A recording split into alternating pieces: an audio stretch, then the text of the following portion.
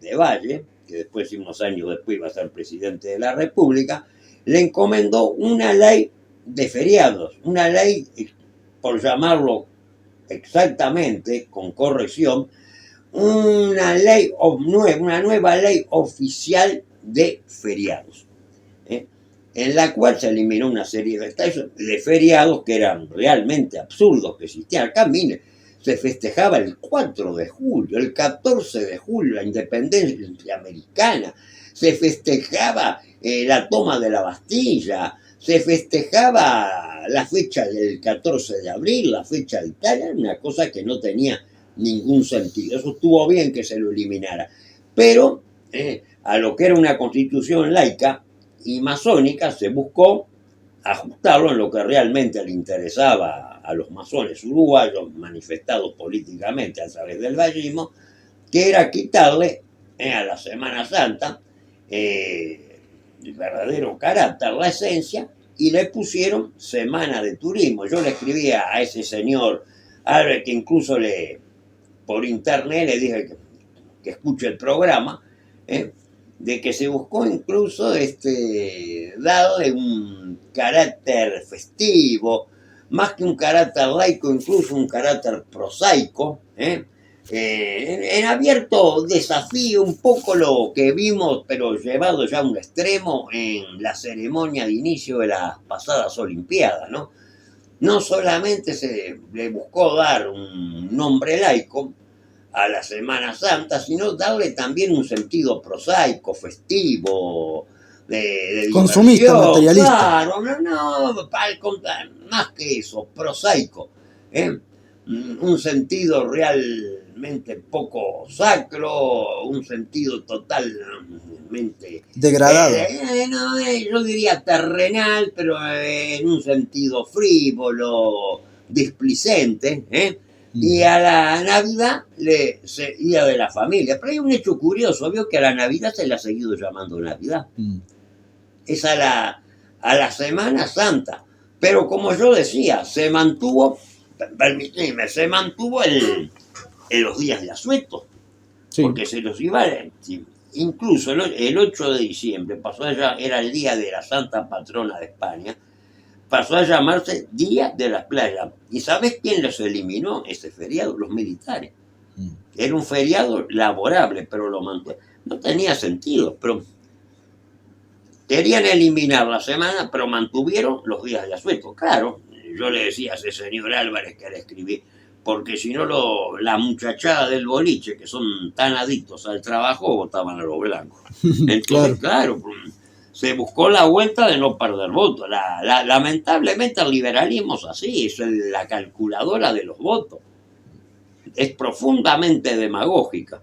Y así andan las cosas, porque de una forma u otra termina mandando la vulgo ciudadanía.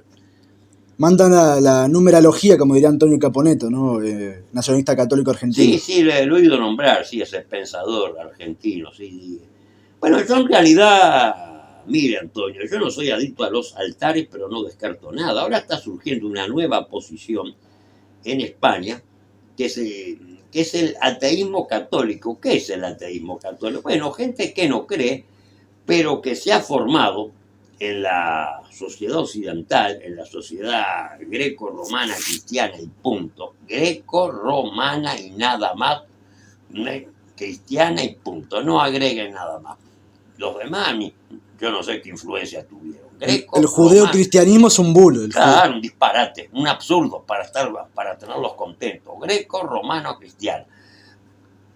Pero aquellos ateos que se han desarrollado su vida en países occidentales, y sobre todo países católicos como en España, queramos o no queramos, hemos embebido del cristianismo. Festejamos todos la Navidad, por ejemplo.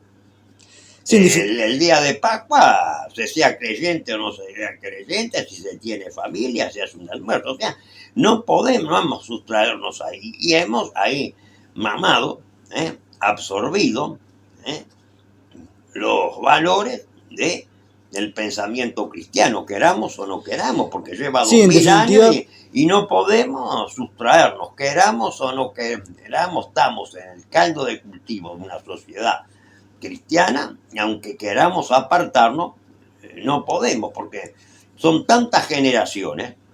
en definitiva, Claro. la defensa de este cristianismo cultural, el catolicismo cultural, es llevada a cabo en su mayoría por marxistas que agarran, por ejemplo, puedo poner un ejemplo rápido, Santiago Armesilla, Sí, que es sí, justamente me estaba refiriendo. que es justamente de España, y también algunos liberales, que si bien no terminan por abrazar la religión, porque yo digo, ¿no? Con el tema del cristianismo cultural, es como abrazar la cáscara y no abrazar la semilla, por así decirlo. Lo puedo llegar a entender, sobre todo hoy en día que vivimos en una época de degradación de los principales valores de nuestra civilización, donde se han promulgado tantos bulos, como el tema del judeocristianismo. No, nuestra civilización es grecorromana y cristiana, nada más. El tema del judeocristianismo, podríamos hacer un programa hablando de eso, pero es uno de los mayores bulos que, bueno, las generaciones actuales han comido, ¿no? Por algo los echaron de otros sitios. Claro.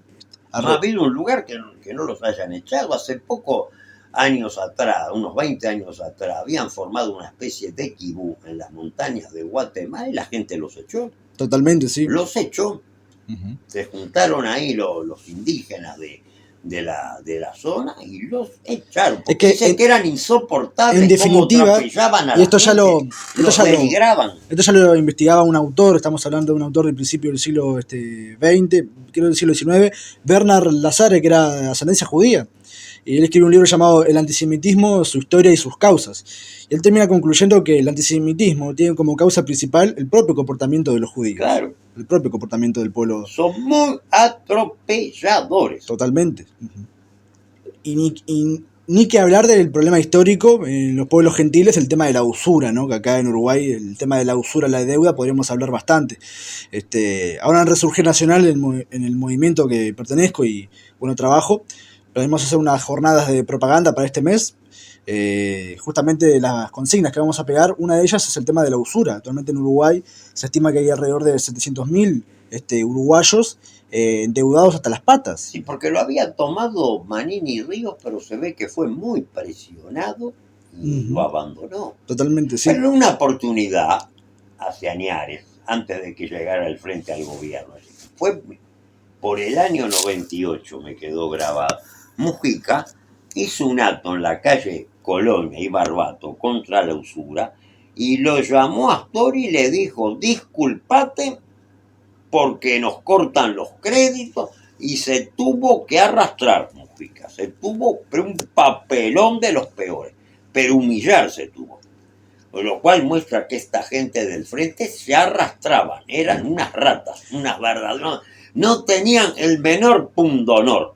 Por un voto, por llegar, hacían cualquier cosa, verdaderas ratas. Bueno, en el pasado, en el Frente Amplio, antes de que entrara el MPP, ¿no? Lo que vendría siendo Tupamaros jubilados, había gente dentro del Frente Amplio que se oponía, ¿no? a que entrara este tipo de gente, ¿no? Como Mujica. Entre ellos Juan Pablo Terra, ¿no? Creo que el apellido ya debería generar curiosidad, ¿no? Ya es descendiente de Gabriel Terra, si no me equivoco. Autor de obras como El significado del cooperativismo en Uruguay. El gran problema que tiene el Frente Amplio como partido es justamente, creo que el elemento del MPP. Tiene que separarse de eso si quiere salir a flote ese partido. Aunque sinceramente es un partido que al igual que la coalición... Pero escúchame, el Frente Amplio actualmente es el MPP, es el 70%, por lo menos el 70%. Claro, es que se lo ha comido. Es un parásito. Lo fagotizó. Totalmente. Lo fagocitizó. Totalmente. Sereni no quería, y Sereni era masón. Sabía que iba a pasar, seguramente se apagó ahora. Sabía seguramente que iba a pasar eso. Y otra que se opuso siempre fue Graciela Bianchi. ¿Y sabes cuál es el segundo apellido de Graciela Bianchi? Dicen que no hay casualidades, hay causalidades. Garibaldi. Garibaldi. O sea, ella misma debe tener algún origen masónico, y se opuso también. Totalmente. Bueno, en definitiva, como el sistema partidocrático en Uruguay, es raíz masónica hasta la Claro, por supuesto, no querían que entrara esta gente. Pero bueno... Le rompían el negocio. se nos quedaron con todo. Totalmente. En definitiva, más allá del Frente Amplio, Partido Colorado, Blanco, ahora los nuevos partidos liberales, ¿no? Como la Libertad Avanza en Uruguay, que le ha copiado el nombre a la Libertad Avanza en Argentina, en definitiva forma parte de todo un mismo problema, que es el tema de la partidocracia, ¿no? Usted ya lo conoce, ¿no? El señor Bruno Acosta Ahora Pastori. mira que son peligrosos, porque estoy seguro que van a tocar el resorte de las iglesias evangelistas, y los evangelistas son cientos de miles. Uh-huh. Y que son todos pro Israel. Claro, pues sabes que yo tengo un presentimiento. Viste que a Pettinati, que en definitiva es un humorista de brocha gorda, repugnante, pero que es un humorista, lo están llevando permanentemente a programas políticos, de opinión política. Yo no sé por qué tengo el presentimiento de que se dice de Quintana, pero me parece que a último momento el sionismo va a poner de candidato. Es una conjetura a largo plazo, quizás me equivoque, y si me equivoco pido disculpas de ya, pero tengo el fuerte presentimiento que el sionismo internacional va a poner de candidato a la presidencia acá, incluso por la popularidad que tiene ante el vulgo, a Pettinati. Bueno, el próximo gobierno claramente no lo va a ganar de vuelta del Frente Amplio por todos los, todas las mala jugada que se está haciendo ahora mismo. Está haciendo un desastre este gobierno. Es un desastre. Está haciendo un desastre este presidente llamando Orsi. Es un desastre el tipo. No tiene capital político, ¿no? Como se ha dicho últimamente. Nadie lo vota. Fue básicamente una figura que lo puso enfrente porque patata, básicamente, sinceramente, sí. para poner a Orsi. No tenían otro. Claro. El próximo gobierno lo va a ganar un gobierno, un partido básicamente, ya sea la coalición o en un caso muy fantasioso, ¿no? Imagínate que lo llega a ganar la Libertad Avanza. Va a ser de vuelta bueno, depende de la situación internacional. Claro, va a ser de vuelta un gobierno de centro. Y los sionistas salen victoriosos de esta guerra, yo no sé lo que. De eso después vamos a hablar del tema de la guerra de Irán. Claro, sí, pero mirá que tenemos media hora. Estamos hablando de esto, el que mucho abarca, poco aprieta. Uh-huh. Pero donde este demente degenerado de Trump y ese otro degenerado de Netanyahu salgan victoriosos de esto, bueno, se tragan el mundo. Totalmente. Y esperemos que en Brasil no gane el hijo de Bolsonaro. Me podrás decir, ¿qué querés que gane Lula? Sí. Porque si gana el hijo de Bolsonaro, de un lado tenemos a Milei, del otro lado tenemos, de un lado abiertamente a un judío sionista y del otro lado un evangelista, a un furgón de cola, a una especie de coloniaje religioso, como son los evangelistas en Brasil, vamos a quedar prensados, puede pasar cualquier cosa. El evangelismo, sobre todo en Hispanoamérica, se empezó a arraigar fuertemente durante el tema de la Guerra Fría, ¿no? Es de ahí básicamente donde viene toda esta expansión de las iglesias evangélicas. Sí, primero eran los mormones. Uh-huh, totalmente. Y hoy en día vemos como las iglesias evangélicas presentan una afición tremenda a Israel, que es sinceramente caso de estudio, diría yo. Es un caso de estudio el odio que le tienen los evangelistas a, por ejemplo, figuras como la Virgen María, y el amor. ¿Y en razón de qué? En razón de, bueno, que en definitiva es una herramienta, ¿no? Judaísmo internacional, las iglesias evangélicas. Pero ¿por qué motivo teológico están contra los valores marianos, contra la Virgen? En definitiva porque ignoran la teología de la historia. Por eso no son capaces de comprender el significado y el valor de la figura de la Virgen María. Y esto que lo digo con todo el respeto del mundo, porque yo lo he visto, podríamos decir que falacia ad hominem, falacia anecdótica. Explicar a la gente qué es abdomen, porque acá tenemos... Claro, básicamente es un argumento... De Doña Beba con segundo año de escuela, profesionales. Es básicamente un argumento de ataque, ¿no? Algo personal, algo que no va mucho más allá de que no tiene mucha profundidad, pero yo he visto... Una injuria. Claro, yo he visto... Un agravio. Cómo los evangélicos tienen una ignorancia tremenda del tema histórico, el tema político, el tema teológico. Realmente no saben de religión, no saben de historia. Gente muy mediocre. Uh-huh. Los que van a la iglesia del Pastor Márquez, yo los veo, son de una mediocridad pavorosa. Uh-huh. Toda gente de los sacerdotes. Ahora hay muchos que van por el surtido. Mirá que no es realmente por una cuestión religiosa. Mirá que hay muchos que van por el surtido y vos los ves salir con el cigarro y incluso haciendo ciertas cosas que no condicen con una moral muy tradicional. No, hay muchos que van ahí por el surtidito, por la ayuda, pero mirá que en el fondo les resbala. También pasa en el catolicismo y en todas las religiones. Ah, sí, sin Pero, duda. pero qué gente extremadamente mediocre la mayoría de ellos, de los asentamientos, o aunque no sean gente de escasas luces, es cualquier cantidad y por tanto son muy fácilmente manejables porque esos pastores tienen una gran destreza, una gran psicología de masas para manejar a esa masa amorfa, idiotizada, desneuronada y pues, puede pasar Totalmente. cosas. Pero bueno, yendo al tema de, con respecto, ¿no?, de las iglesias evangélicas de Israel, si querés podemos comentar un poco por arriba, ¿no? Pues ya... A ver, ¿cuánto tenemos? Estamos en 5:20, 10 minutos tenemos, sí, adelante. Bueno, Para eso te traje, para tocar esos temas que yo no los domino. Yo ya te he dicho, te estaba explicando que yo no soy religioso, que yo no soy creyente. No descarto nada, pero nunca fui adicto a ninguna religión positiva. Trato de traer todas las voces para enriquecer el programa. Y aparte para buscar una alianza, porque en muchas cosas estamos plenamente de acuerdo. Contra el aborto, contra la ideología de género, somos hispanistas, rechazamos de plano el sionismo, rechazamos el destino manifiesto. En fin, tenemos muchos puntos de afinidad. Totalmente. Yo en cierta forma, perdóname vos, estaría bastante de acuerdo con él. Doctor Armesilla de España, que es un hombre muy especial, es un marxista, pero que tiene una serie de buenas posiciones. Él es hispanista. No lo niego. Él no se adhiere a la leyenda negra. Y su trabajo muy interesante. Sí. Tengo afinidad, por lo que te decía recién. No soy creyente, pero me formé en una sociedad occidental y cristiana, en familia cristiana. Estoy bautizado, es más. Tu comunión no, pero estoy bautizado. Y eso es una cosa que después de tantos siglos en nuestras sociedades, que a los que formamos parte, integramos esta sociedad, seamos de la posición religiosa que seamos, se nos va metiendo por los poros. No hay que olvidarse aquello de que el hombre es el hombre y sus circunstancias de Ortega y Gasset.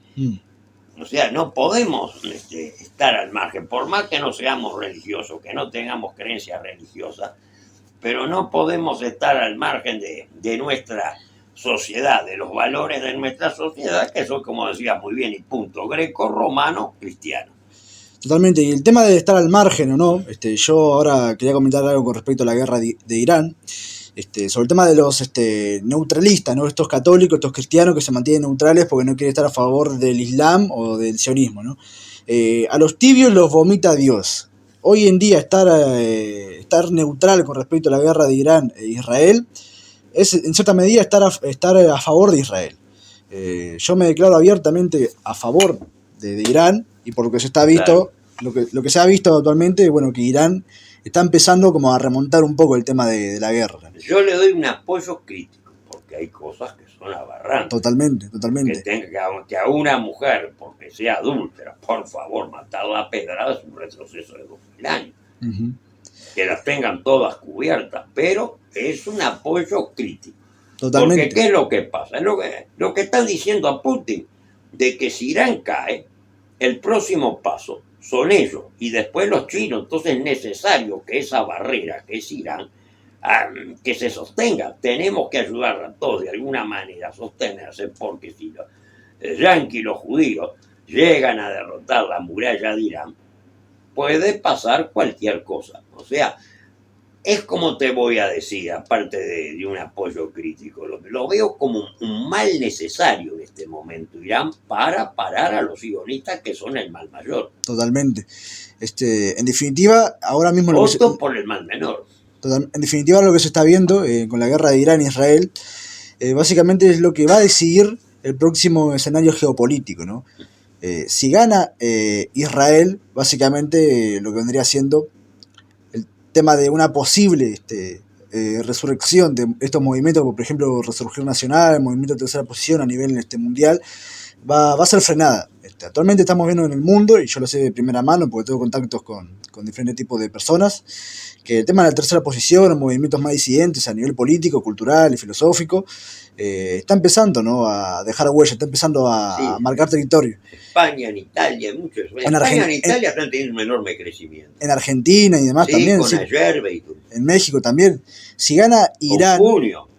si gana Israel y empieza a tener un accionar político más omnipotente, por así decirlo, que ya lo es, en primer lugar ya lo es, pues ya a tener un accionar político más fuerte, estamos realmente con la soga hasta el cuello, por así decirlo, ¿no? Estamos realmente en una situación muy complicada. Ah, porque se van a sentir con las manos sueltas, van a querer hacer un ajuste final. Totalmente. Claro. Y con el riesgo de que se ocupa en la Patagonia. Y se ocupa en la Patagonia. Ocupa en pocos años. Tenemos la República Sionista Independiente de Villa Muñoz. O mejor dicho, se van a quedar con el Uruguay con todo. Por eso, el doble peligro de una orilla esté Milei. Y al norte del Cuarey, un hijo de Bolsonaro. Puede ser muy peligroso para el Uruguay. Totalmente, sin definitiva. Y algo que quiero dejar para el final, después lo pueden averiguar por ustedes, pero todo este antisemitismo que se dice que está resurgiendo, está siendo financiado, está siendo básicamente promocionado por los propios sionistas. Y ahora, si Israel llega a ganar la guerra, van a usar la típica excusa victimista del antisemitismo. Claro, claro, seguro. La victimización, sí, siempre después de la guerra, del genocidio. Y se va a venir Claro. una persecución mucho más grande. Ahora mismo tenemos la suerte, ¿no?, de vivir en esta época, pero yo voy a poner el ejemplo de un revisionista histórico francés, Francois Duprat, algo así era el nombre, mi francés malísimo, perdón. François. Sí, bueno, estamos hablando de un historiador revisionista de la segunda mitad del siglo XX, ¿no?, después de la Segunda Guerra Mundial y demás. Y bueno, él también iba a círculos nacionalistas en Francia, ¿no? Y por sus posturas, que eran críticas y contrarias a la versión oficial de la guerra, un día agarraron unos muchachos de una organización sionista israelí y le pusieron una bomba bajo el auto y lo mataron. Sí. Tipo Tupamaro, tipo Montonero, ¿viste? Lo mataron.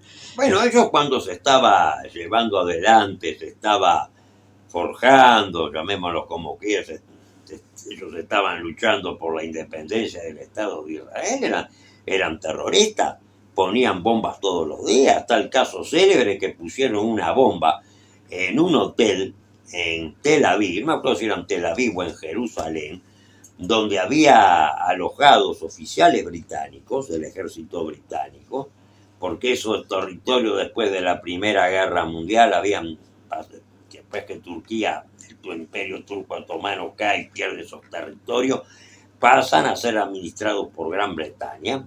En ese hotel había una gran cantidad de oficiales británicos, se hospedaban ahí, pusieron una bomba con el mismo estilo de la AMIA y mataron 33 oficiales británicos.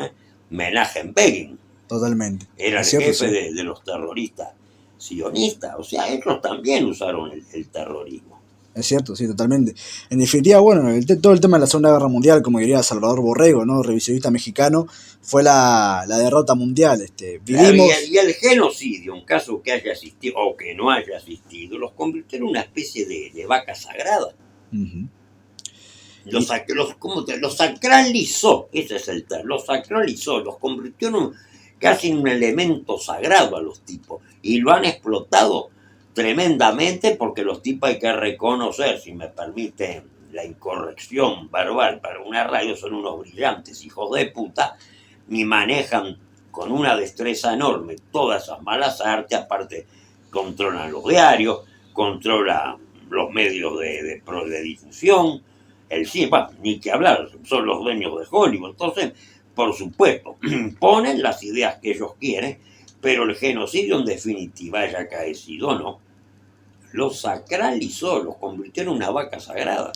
Es que el tema del holocausto, bueno, como fue la mayor, y sigue siendo el mayor arma mediático, jurídico y político, y a nivel social que tiene el tema el sionismo, básicamente. Es como el comodín. Una vez que te atacan con eso, ya es como muy difícil defenderte.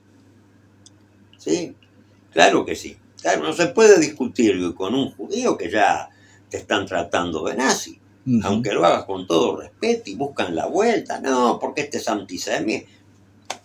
Te voy a contar mi caso personal. A mi padre lo terminó de matar un judío, un inquilino, me reservo el nombre, que hizo todo el manoseo que quiso de mi viejo.